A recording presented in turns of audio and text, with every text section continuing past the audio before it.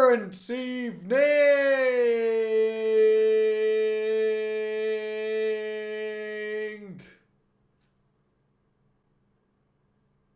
Hello, it's me, Cameron Brown from the HowToCameron channel, and today we have an original story video, even though it's not based on one story. Today I'm going to be talking about Parents' Evening. Now I want to clarify that this webcam is not flipping high enough.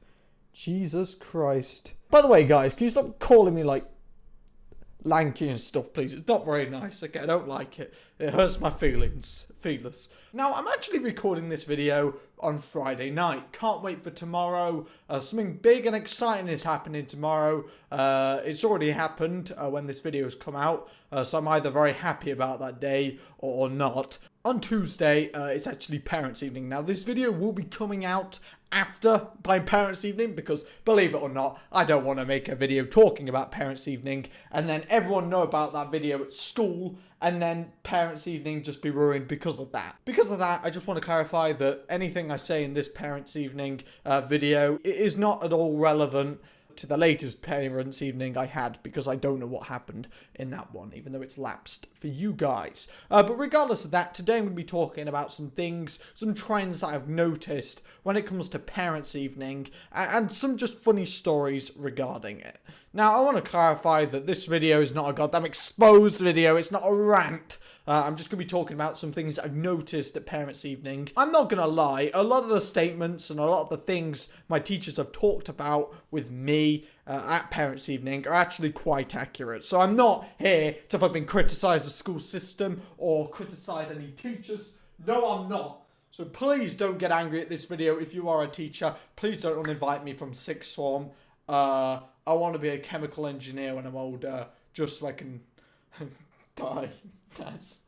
That's great. But regardless of that, I'm joking. Before this video starts, I want to say, if you're new to the channel, subscribe right now. I'm trying to grow the size of my YouTube channel. And also be sure to leave me a like on this video if you enjoy it, because I want more likes, because with the more likes I can get, the more likes the more I feel good. So, yeah. Don't dislike this video, please. Thank you.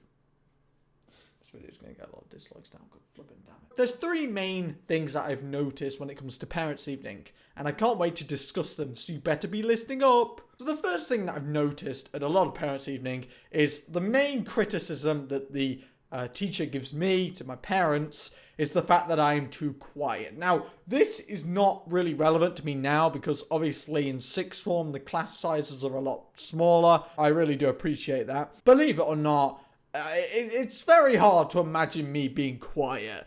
I know. But when I was younger, I kind of had a split personality, which is not a good sign. Like, I swear that's a symptom of schizophrenia. But let's not talk about that, okay? I'm not a schizophrenic, I'm just a psychopath. I think there's a bit of a difference, I don't really know. Now, the split personality that I had was one side of me, I was a very outgoing, weird, funny guy, and the other side, I was just cowardly. I was an anxious person, and also I just didn't really talk to people. I only really thought to myself. I never really bothered talking to new people. Now, when I did get to know someone, or I knew them very well already, I would normally showcase the other side of my personality, actually me, in which I would be outgoing, I'd be loud, I'd be obnoxious. But I think that's kind of the thing with me, that's what I'm like in real life. I apologize. Okay, maybe I'm a little bit more toned down, and I can tone myself down very easily, so it's not like I'm a bad person. But honestly, these birds fucking shut up, I'll shove you up my ass in a minute. But the teachers used to say that I was too quiet, and my parents pretty much always laughed at this, I believe. I mean, my mum pretended to agree with the teachers, but she knew that I was loud at home because obviously I was comfortable around my family. But I think that was mostly a sign of just not being self-confident. And that's the thing with me, I never really used to be that self-confident. Obviously, I've changed. There are many things about me that make me more confident now. And that's great. So the second thing that normally happens to me when I go to a Parents' Evening is the fact that I always do a really bad test just before Parents' Evening. This happens all the time. Okay, I'll give you an example. Chemistry in year 11. Oh my god, that parents' evening. My teacher was so angry at me. Right, there's this chemistry teacher that I used to have. She was an Asian woman. I just want to clarify that I'm not making any jokes about that. But she was a small Asian woman. I'm not trying to insult her, I promise. I'm just trying to... Okay, I'm just going to stop. Okay, right, don't matter. She's probably going to see this video. I'm going to flip in, damn it. I had this chemistry teacher who was a lovely woman, a lovely Asian woman. And she was a good teacher to some people. Not to me, simply because I don't like a chemistry teacher that just is so fast-paced. Oh my god, like, she'd focus mostly on the people who didn't understand the simplistic stuff. But then when it came to the more advanced stuff, the dumber people just didn't ask questions about it because they just didn't understand it at all. And because of that, and because I was a quiet person, I never asked for help. So that's why I didn't do amazing at chemistry at GCSE. Talking about chemistry right now, I actually did a test today and I got an A in it. So I'm doing good. And to be fair, my friend harshly marked it. So I definitely got an A. So I'm really happy about that. And I don't know why I'm even on about that, but shut up. But effectively, what happened before parents' evening was that we did a test and I did so bad at it. I swear I got like a D. And at GCSE, a D is like terrible.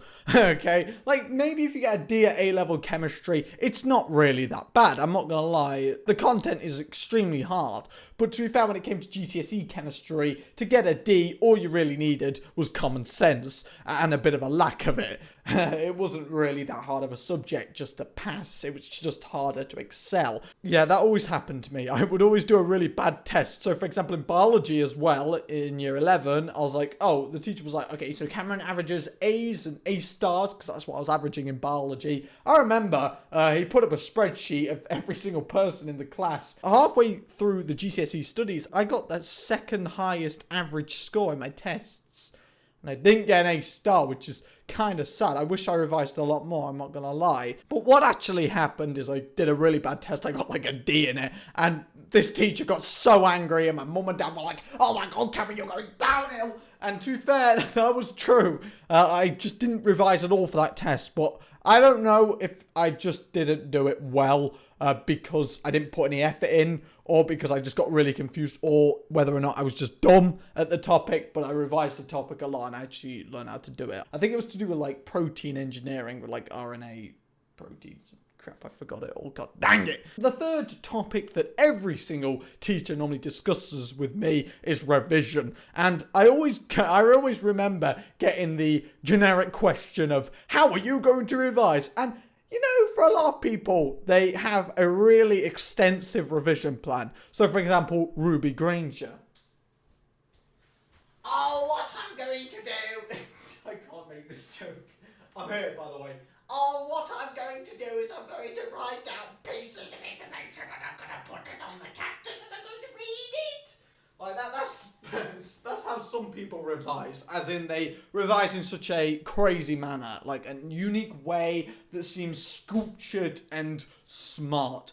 But then other people are just like, oh, I'm just gonna read the book. And to be fair, you wouldn't believe that the second example would actually be as successful, because surely their revision technique isn't as sophisticated. But actually, in most cases, the person who's just reading the book actually ends up doing better, and that's what I noticed from GCSE. Like, there'd be some people who would be spending hours and hours into organising their revision, but they would actually do worse than the people who would just simply read books for information, which is how I revised for all my goddamn subjects at GCSE. But that's the question I always got, and I always answered it with the same sort of, oh, I'll just do notes and I'll read them all, yeah. Anyway guys, I'm going to end this video here. Thank you so much for watching. I genuinely appreciate it. I've noticed that I don't really show that vivid appreciation for you guys. I actually do really appreciate you guys for watching my videos and supporting me. It is really crazy to me how now I will get disappointed if a video doesn't get 300 views in a day. Thank you guys for watching this video. If you enjoyed it, be sure to leave me a like. If you're new to the channel, subscribe. I'm going away. No, I'm not. I'm just gonna leave. I'm gonna leave the camera angle, and then after I've left the camera angle, the video's gonna end.